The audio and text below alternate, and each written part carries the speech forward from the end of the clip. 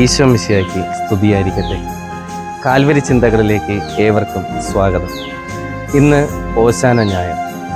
ലോകത്തിൻ്റെ രാജാവായ ക്രിസ്തുനാഥൻ ജെറുസലേം പ്രവേശനം നടത്തിയതിൻ്റെ ഓർമ്മ ദിനം. അന്ന് സൈറ്റിൻ കൊമ്പുകളും ജയ്വിളികളുമായി ജനം ക്രിസ്തുവിനെ വരവേറ്റു.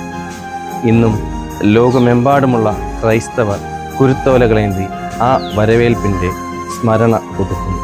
ഈ ദിനത്തിൽ രണ്ട് ചെറിയ ചിന്തകളിലേക്ക് നിങ്ങളുടെ ശ്രദ്ധയെ ഞാൻ ക്ഷണിക്കുന്നു.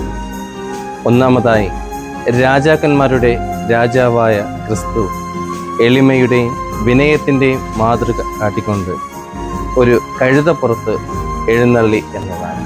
വെറും പൊടിയും ചാരവും മാത്രമായ നമ്മളും പലപ്പോഴും സമൂഹ മധ്യത്തിൽ ഇറങ്ങി നടക്കുന്നത് എങ്ങനെയാണ് എന്ന് നാം ചിന്തിക്കേണ്ടിയിരിക്കുന്നു. രണ്ടാമതായി, മനുഷ്യനേത്രങ്ങളിൽ നിസ്സാരമെന്ന് കാണുന്ന ഒരു മൃഗമാണ് കഴുത. രാജാതിരാജൻ തനിക്ക് സഞ്ചരിക്കാൻ തിരഞ്ഞെടുത്തത് ഈ മൃഗം കഴുതയാണ്. നാമും പലപ്പോഴും മറ്റുള്ളവർക്ക് വിലയിടാറില്ല. നമുക്ക് ചുറ്റുമുള്ള ആരെയും വില കുറച്ച് കാണരുത് എന്ന സന്ദേശവും ഈ ഓശാന ഞായർ നമുക്ക് പകർന്നു നൽകുന്നു. ഏവർക്കും സന്തോഷത്തിൻ്റെയും സ്നേഹത്തിൻ്റെയും ഒരു ഓശാന ഞായർ ആശംസിക്കുന്നു.